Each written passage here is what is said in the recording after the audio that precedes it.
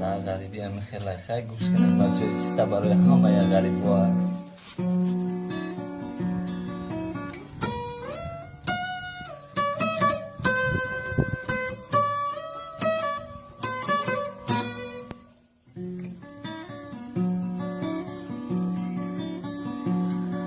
راسیا نرابن راسیا شمالا داره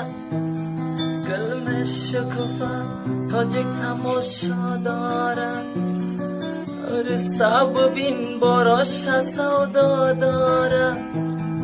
تاجک منالا رس چه پروا داره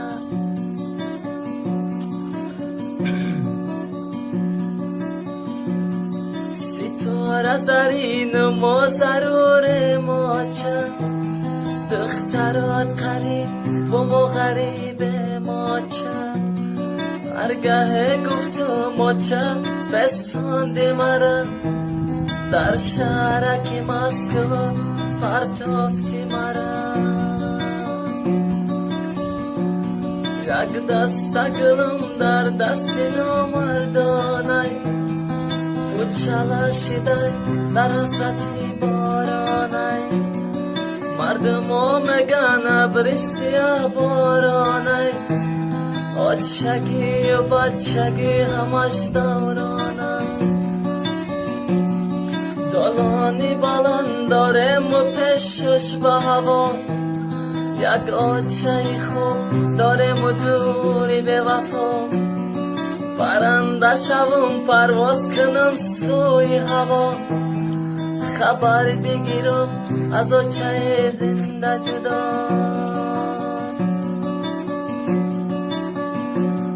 آچه تایی که بچه تایی که پاره آچم نسته جگرام صد پاره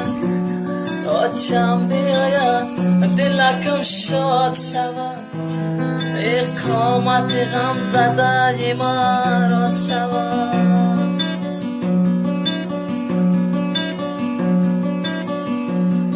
ای تاری هوا باران باریدن گیره